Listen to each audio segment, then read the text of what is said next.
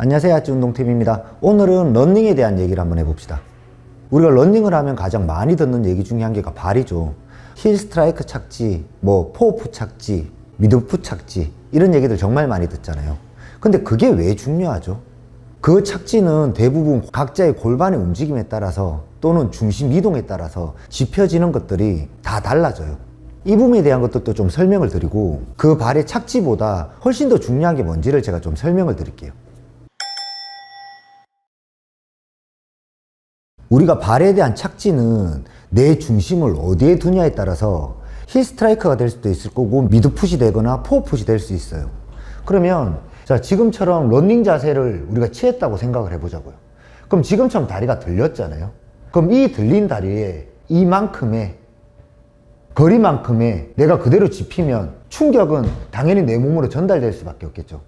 그러면 이 들린 다리에 대한 부분을 어떻게 충격을 감소시킬 거냐에 대한 부분은 이 발과 이 지면 간의 간격을 줄이는 방법이에요. 그러면 여기서 내 중심이 지금처럼 뒤에 있는 상태에서 이 간격을 줄일 수 있는 방법이 뭐죠? 그렇죠. 뒤꿈치부터 땅이 닿아져야 중심이 이동될 수 있겠죠. 또는 지금처럼 다리가 들린 상태에서 앞으로 가면서 다리가 짚혀지는 중심 이동과 같이 진행할 수 있겠죠. 그렇죠. 중심이 뒤에 있을 때는 힐 스트라이커가 될 수밖에 없는 거고, 중심이 앞으로 얼만큼 갔냐에 따라서 미드풋이 되기도 할 거고, 더 앞으로 가면 포어풋이 되기도 하겠죠.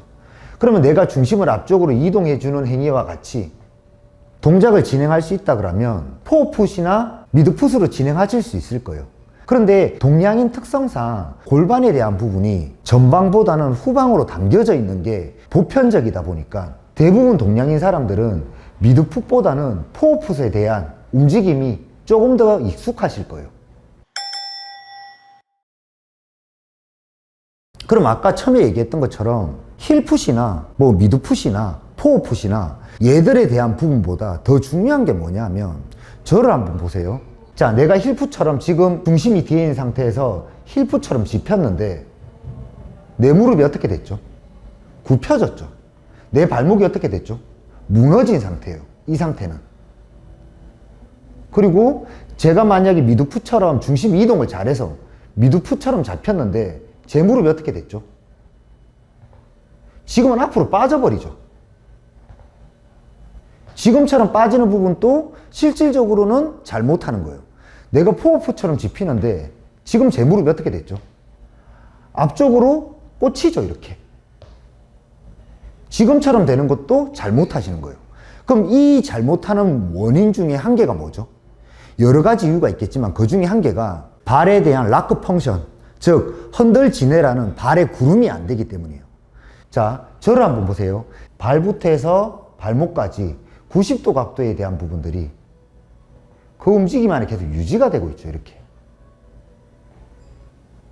그렇죠? 이 부분이 보이실 거예요. 자, 내가 힐 스트라이크를 짚는다 치더라도 이 흔들근해가 제대로 작동되면 제 무릎이 어떻게 되죠? 앞으로 밀려가지 않아요. 자, 제가 미드풋으로 중심이 앞쪽으로 갈 때 흔들근해에 대한 부분들이 안정적으로 진행되면 제 무릎에 대한 것들이 어떻게 됐죠? 앞으로 빠지지 않아요. 자, 내가 포어풋으로 걸어도 무릎에 대한 부분들이 빠지지 않아요. 이 움직임 안에서 빠지는 부분들이 생기지 않죠.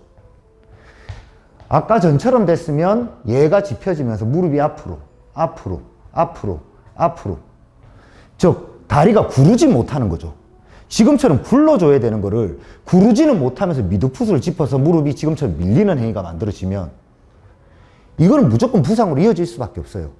지금처럼 이 구르는 동작 안에 다리가 어디가 짚히든 내 무릎 자체는 밀리지 않는 이 움직임들이 자연스럽게 만들어져야 되는데, 그게 만들어지지 않으면 내 발목, 고관절, 무릎 또는 그 위에 있는 허리도 그 충격에 대한 것들을 고스란히 받을 수밖에 없거든요.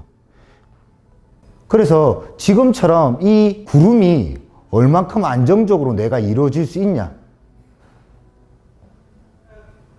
이 부분이 뛰는 부분 안에 나는 얼만큼 안정적으로 힐 스트라이크로 뛰어도 또는 미드풋으로 뛰어도 또는 포어풋으로 뛰어도 얼만큼 안정적으로 얘들에 대한 것들이 유지될 수 있는지, 얘들에 대한 움직임들이 잘 유지되는 이런 움직임들이 나와줘야 되겠죠.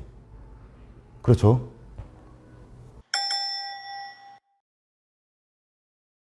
그래서 이 락커 펑션에 대한 부분을 제대로 연습하시는 것들이 필요하실 건데, 저처럼 막상 해보시면 이 구르는 동작 안에 계속 무릎 밑으로 떨어지실 거예요. 이렇게 해보시면 무조건 무릎이 떨어지실 거예요. 이렇게 찍고 구르려고 하면 떨어지고, 찍고 구르려고 하면 떨어지고, 찍고 구르려고 하면 떨어지실 거예요.